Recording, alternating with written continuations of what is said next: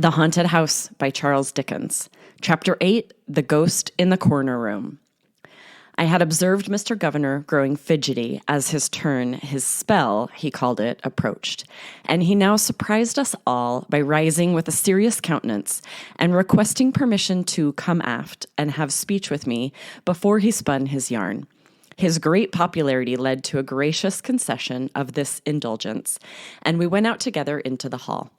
"Old shipmate," said Mr. Governor to me, "ever since I have been aboard of this old hulk, I have been haunted day and night."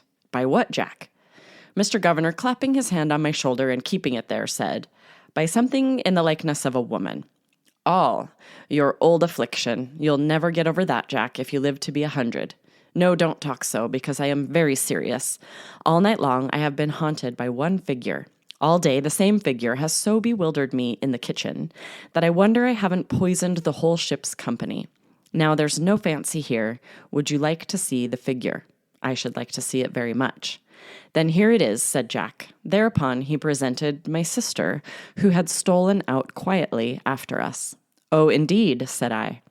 "Then I suppose, Patty, my dear, I have no occasion to ask whether you have been haunted?" "Constantly, Joe," she replied. The effect of our going back again, all three together, and of my presenting my sister as the ghost from the corner room, and Jack as the ghost from my sister's room, was triumphant, the crowning hit of the night. Mr. Beaver was so particularly delighted that he by and by declared a very little would make him dance a hornpipe. Mr. Governor immediately supplied the very little by offering to make it a double hornpipe, and there ensued such toe and heeling, and buckle covering, and double shuffling, and heel sliding, and execution of all sorts of slippery maneuvers, with vibratory legs, as none of us ever saw before, or will ever see again. When we had all laughed and applauded till we were faint, Starling, not to be outdone, favored us with a more modern, saltatory entertainment in the Lancashire clog manner, to the best of my belief, the longest dance ever performed, in which the sound of his feet became a locomotive going through cuttings, tunnels, and open country, and became a vast number of other things we should never have suspected, unless he had kindly told us what they were.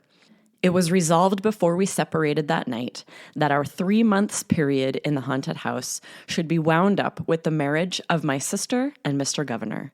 Belinda was nominated bridesmaid, and Sterling was engaged for bridegroomsman.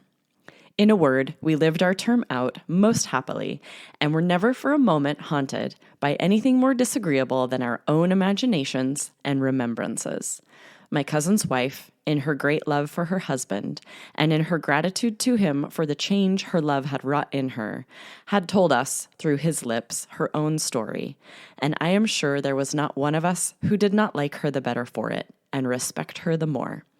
So, at last, before the shortest month in the year was quite out, we all walked forth one morning to the church with the spire, as if nothing uncommon were going to happen.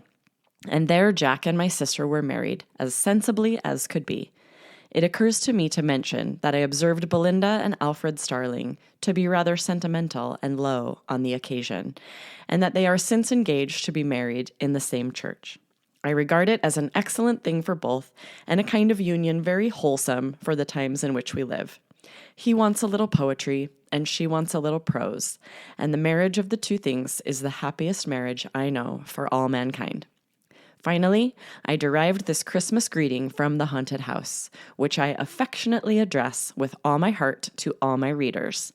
Let us use the great virtue, faith, but not abuse it, and let us put it to its best use by having faith in the great Christmas book of the New Testament and in one another.